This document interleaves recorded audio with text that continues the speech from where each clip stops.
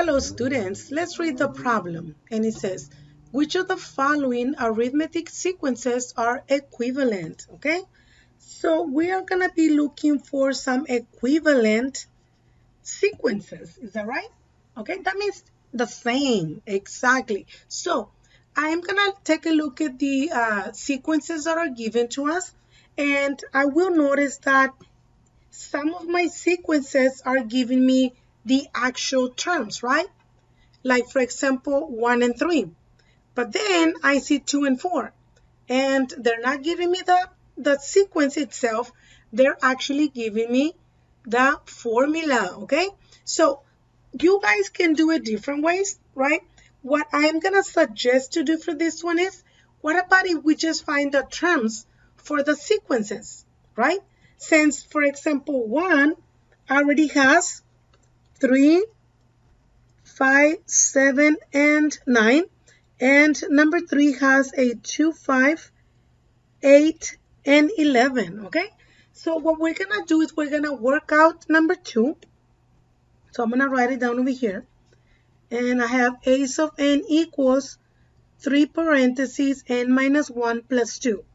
Okay, so I want to find the terms, right? So I'm going to need to think about this perspective. I'm looking for the first term, second, third, and fourth, and so on, right? So I'm going to replace n with a 1 because I want to find the first one. Is that right? So it means that when n, which is the first term, is 1, what would I get as an answer? So 1 minus 1, it's 0. And 3 times 0, it's 0, right?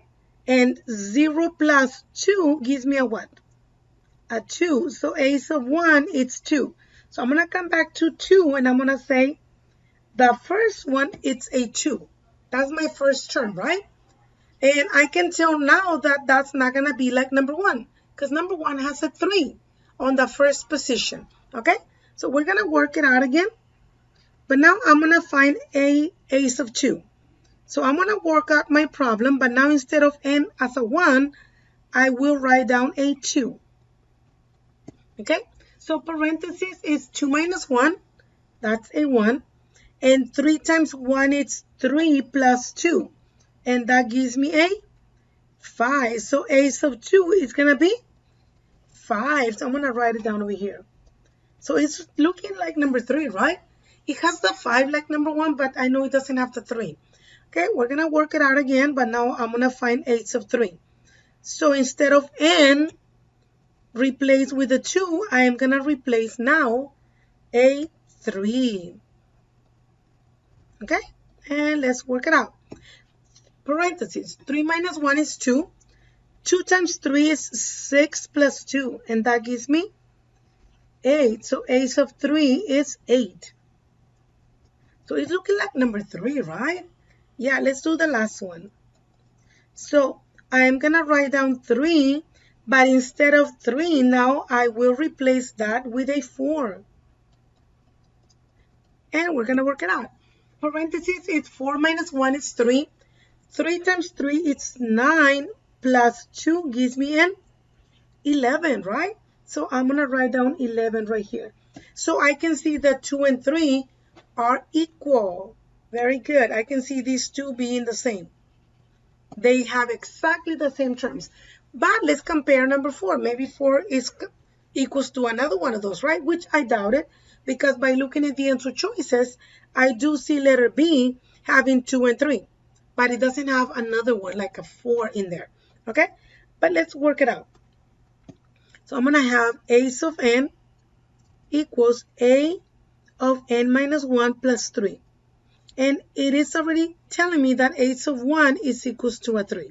Okay? So I don't need to find a of 1. I already know what's my first term. So I am going to write down 3 right here.